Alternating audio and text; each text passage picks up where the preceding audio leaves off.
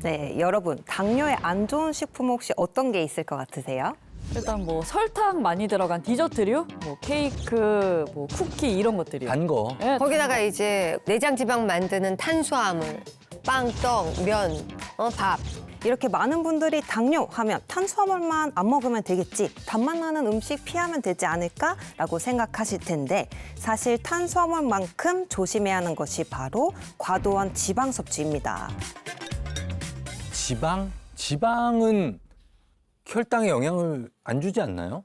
네, 지방 섭취가 이 당뇨에 왜 위험한지 제가 사진을 하나 준비했거든요. 함께 보실까요? 자, 지금 화면에 보이는 게 정상 췌장의 실제 모습입니다. 그런데 우리가 고지방 식품을 과도하게 섭취하면 어떻게 되는지 한번 보여드릴게요. 어유. 저 뭐야?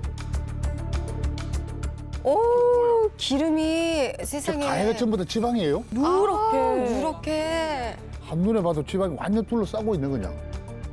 장기에 지방이 쌓이면 일단 장기가 역할을 못합니다. 근데 특히 췌장은 지방 섭취가 아주 독이 될 수 있는데 췌장에 생기는 병 중에 고지혈성 급성 췌장염이라는 게 있습니다. 예, 갑자기 고지방식을 하게 되면 췌장에 염증이 생기는 질환인데요. 췌장뿐 아니라 주변 조직까지 괴사시키는 괴사성 췌장염으로 발전해서 사망에 이를 수도 있기 때문에 췌장 기능이 떨어진 사람은 특히 지방 섭취에도 주의하셔야 됩니다. 근데 우리나라 국민이 가장 많이 먹는 고기가 또 돼지고기, 삼겹살. 소고기 이런 거잖아요. 이런 고기들도 췌장에 좀 영향을 줄 수 있을까요? 아, 네, 영향을 줄 수가 있습니다. 소고기나 돼지고기처럼 이 붉은색 고기를 우리가 적색육이라고 하거든요. 이 적색육에는 포화지방이 많이 함유되어 있습니다. 실제로 적색육을 많이 섭취한 사람이 적게 섭취한 사람보다 당뇨 발병 위험이 62%나 높다는 하버드 연구 결과도 있기 때문에 췌장 건강을 지키고 당 조절을 위해서는 이 포화지방 섭취를 주의하셔야 합니다. 단백질은 섭취해야 되는데 또 저렇게 지방 췌장을 생각하면 이러지도 저러지도 못하는데 어떻게 고기를 차라리 먹지를 말까요? 오영식 씨 말처럼 이 당뇨 예방을 위해서는 근육 유지가 아주 중요하죠. 그래서 당연히 적정량의 동물성 단백질은 섭취하시는 게 필요합니다. 문제는 이 고기의 지방입니다. 네. 그래서 제가 고기를 먹으면서 그래도 지방 흡수는 줄이고 췌장 건강을 지킬 수 있는 방법을 준비했습니다. 오. 췌장 해독법, 고기에 표고버섯을 곁들여라.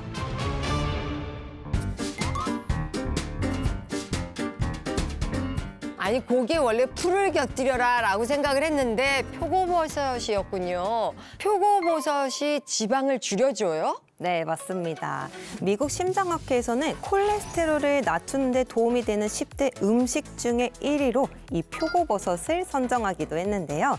특히 표고버섯 속 성분인 에르고스테롤이 혈중 콜레스테롤 농도를 낮춰주는 효과가 있습니다. 많은 버섯 종류 중에서도 이 표고버섯이 에르고스테롤 함량이 가장 높은 버섯으로 뽑히기도 했습니다. 근데 그러면 이 표고버섯도 그냥 마늘 굽듯이 그냥 구워서 먹으면 되나요? 네, 익혀 드시는 게 좋습니다. 표고버섯은 생으로 먹게 되면 복통이나 설사 같은 증상이 생길 수 있기 때문인데요. 가열해서 드실 때 삶는 것보다는 구워 드시는 게 좋습니다. 오. 농촌진흥청에서 실험을 해봤더니 구운 버섯이 삶은 버섯보다 콜레스테롤 감소 효과가 더 높았다고 합니다. 표고버섯의 적정량 한 30g 정도 됩니다. 그게 큰 걸로는 한 2개, 작은 거 한 3개 정도 되거든요. 그러니까 그 정도 고기랑 곁들여갖고 살짝 구워갖고 참기름에 쏙 드시면 맛있을 것 같아요. 췌장 해독법 세 번째 방법 과연 무엇일지 공개합니다. 췌장 해독법 세 번째 방법 저항성 전분을 먹어라. 저항성 전분. 저도 이제 좀 들어서 알고 있습니다. 아, 아세요? 네, 그럼요. 그 탄수화물인데 좀 소화가 천천히 되는 거. 맞죠? 아, 이제 박사님 다 됐네. 아, 그럼요. 네. 네, 맞습니다. 이 저항성 전분은 말 그대로 저항하는 탄수화물이라는 뜻인데요. 일반적으로 탄수화물은 소장에서 포도당으로 분해되고 흡수돼서 혈당을 올리게 되거든요. 그런데 저항성 전분은 소장에서 분해가 되지 않습니다. 마치 식이섬유처럼 대장까지 그대로 이동을 해서 혈당도 천천히 올리는 효과가 있는 탄수화물입니다. 좀 혈당도 좀 천천히 좀 이렇게 올리고 췌장 건강에도 좋은 식품이 좀 없을까요? 있습니다. 치솟는 혈당과 췌장의 과로를 막는 데 도움을 주는 저항성 전분. 그 정체는 바로 파로입니다. 파로는 이제 너무 익숙한 게 저희 식구들 다 파로 넣은 밥을 지어서 먹거든요. 이 파로가 그 유럽에서 많이 먹는다는 그 국물 맞죠? 파로는 약 12,000년 전부터 재배했던 최초의 고대 곡물이고요. 쫀득한 식감과 고소한 맛을 가진 게 특징입니다. 이게 영국의 유명한 셰프 고든 램지 아시죠? 이분이 본인의 레스토랑 메뉴로 파로를 활용하거나 오스카 시상식 디너 메뉴로 파로를 이용한 샐러드가 선택되면서 많은 사람들이 집중을 하게 됐고요. 그리고 이제 요리 아무것도 모르는 고선영 씨가 알 정도면 정말 유명하고 사랑받는 식재료다 이렇게 생각하시면 됩니다. 예, 파로는 2024년 파리 하계올림픽 때 선수들 식단으로 제공되며 맛뿐 아니라 건강식으로도 주목받았는데요. 올림픽은 각 나라를 대표하는 선수들이 출전하는 경기인 만큼 식단 또한 깐깐한 기준과 균형 잡힌 건강한 식재료가 사용되는데 파로는 필수 아미노산을 비롯해서 풍부한 식이섬유와 무기질, 비타민 등 총 60가지의 영양소를 함유하고 있고요. 또 노화 방지와 건강 유지에 도움이 되는 항산화 물질도 풍부하기 때문에 선수들의 식단으로 적합했다고 할 수 있겠죠. 우리나라 농촌진흥청에서도 주목해야 할 10대 고대 곡물 중 하나로 파로를 선정한 바 있습니다. 특히 고대 로마 전성기를 이끈 정치가이자 장군이죠. 카이사르 장군이 전쟁터에 나갈 때도 챙겨갈 정도로 즐겨 먹어서 황제의 밀이라는 별명을 갖고 있기도 합니다. 소화가 또 천천히 되다 보니까 전쟁 중에도 포만감을 줘서 로마 군사들의 주식으로도 사용됐다고 합니다. 이 로마 시대 때는 파로가 화폐로 사용될 정도였다고 하니까 아주 오래전부터 중요한 가치를 인정받았던 곡물인 거죠. 설명을 들어보니까 이게 로마에서 많이 먹었던 것 같은데 그럼 이 파로가 이탈리아에서도 많이 자라는 그런 곡물인 거예요? 네, 맞습니다. 파로는 고도가 높고 추운 지역에서 자라는 특성이 있는데요. 이탈리아 중부의 토스카나 지역이 최적의 재배 조건이라고 합니다. 이런 척박한 환경에서 자라서인지 영양가가 높을 뿐만 아니라 강인한 생명력을 지닌 게 특징인데요. 또 하나 재밌는 게 이제 이탈리아가 피자나 파스타 같은 밀가루가 주식인데도 비만율이 유럽에서 낮은 편이거든요. 이탈리아 사람들은 음식을 만들 때 파로를 많이 활용한다고 알려져 있는데 이런 게 도움이 되지 않았나 싶습니다. 근데 오늘 입이 닳도록 말씀하신 게 당뇨잖아요. 췌장 건강과 혈당 조절하려면 그 저항성 전분을 먹어라 이렇게 말씀을 하셨는데 그럼 파로가 저항성 전분이 많은 식품인 건가요? 네, 맞습니다. 파로의 저항성 전분 수치는 100g당 21.2g이나 됩니다. 다른 주요 곡물들에 비해서 굉장히 높은 수치인데요. 파로의 풍부한 저항성 전분은 천천히 소화가 되는 만큼 혈당을 천천히 올리는 데 도움이 되는데요. 그래서 파로가 당뇨병 환자의 식단에도 권유되고 있기도 합니다. 네, 파로의 풍부한 저항성 전분이 혈당 관리에 도움이 되는 이유가 또 하나 있는데요. 바로 단세지방산 생성에 도움이 되기 때문입니다. 이 단세지방산, 지방산이면 어떻게 지방 아니에요? 그죠? 근데 그게 혈당 조절하고 다이어트에 도움이 된다고요? 네, 단세지방산은 이름은 지방산이긴 한데 우리가 아는 지방과는 성질이 조금 다릅니다. 단세지방산은 식이섬유나 저항성 전분이 소장에서 분해되지 않고 대장으로 가서 미생물의 먹이가 되어서 발효될 때 생성되는 성분인데요.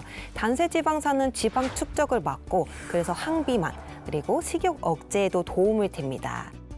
또 혈당과 인슐린 조절에도 도움이 되는 성분인데요. 파로 속에는 이 저항성 전분이 풍부해서 우리가 섭취하면 단세지방산 생성에도 도움이 될 수 있습니다. 파로가 혈당 조절에 좋은 이유가 또 있는데요. 바로 식이섬유의 일종인 아라비노자일란이 풍부하기 때문입니다. 아, 그 아라비노 자일란. 식이섬유의 일종이면은 근데 장에 좋을 것 같은데 혈당에도 좋은 거예요? 네, 맞습니다. 식이섬유의 특징은 장에서 수분을 흡착해서 부피가 커지고 또 천천히 이동하면서 포도당 흡수를 늦춘다는 건데요. 이해를 돕기 위해서 실험 영상을 보면서 설명드리겠습니다. 빨간색 관을 우리 몸의 소장, 하얀색 솜을 우리가 섭취한 밥이나 빵 같은 일반적인 탄수화물, 음식물, 그리고 액체를 소화효소라고 가정하겠습니다. 음식물이 위장관에 들어오게 되면 소화효소에 의해서 분해가 되는데 이때 위장에 음식물이 흡수되면서 혈당이 올라가게 되는 거죠. 저게 다 당분이라고 생각하면 진짜 혈당이 엄청 오르겠어요. 예, 맞습니다. 그런데 아라비노자일란이 풍부한 파로 같은 곡물은 어떨까요?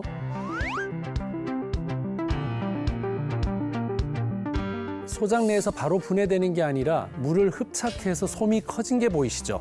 아, 부풀어지네. 아라비노자일란은 수용성 식이섬유로 소장 내에서 물을 흡착해서 부피가 커지는 성질을 가지고 있는데요. 그만큼 포만감을 길게 유지해줘서 식욕 조절에 도움이 될 뿐 아니라 이후에 혈당을 높일 수 있는 다른 탄수화물이 몸속에 들어와도 장에 머물러 있는 아라비노자일란이 포도당 흡수를 방해해서 혈당을 천천히 올리게 됩니다. 아, 그러니까 저렇게 소장의 보호막을 딱 만들어서 포도당 흡수가 덜 되도록 도와주니까 혈당 조절에 정말 도움이 되겠네요. 맞습니다. 전당뇨 단계에 해당하는 평균 55.5세 11명을 대상으로 6주 동안 아라비노자일란을 섭취시켰더니 아라비노자일란을 섭취한 그룹은 식후 혈당 상승이 대조군 그룹보다 유의미하게 낮았다고 하고요. 또 배고픔을 유발하는 호르몬인 그렐린의 수치도 낮아져서 대조군 그룹보다 포만감을 더 잘 유지할 수 있었다고 합니다. 요즘 유행하는 다이어트 중에 하나가 그 혈당 스파이크 다이어트거든요. 혈당 조절에도 도움이 되고 또 포만감도 오래 가니까 체중 조절에도 진짜 도움 많이 되겠어요. 네, 실제로 도움이 많이 됩니다. 9주 동안 파로를 섭취하게 한 동물 실험 결과 대조군 대비 체중이 확연히 낮아진 것을 확인했다는 연구 결과가 있고요. 대사증후군이 있는 성인 15명을 대상으로 아라비노자일란 농축액이 첨가된 죽을 먹게 했더니 일반 죽에 비해 배고픔이 감소되었다는 연구 결과도 있습니다.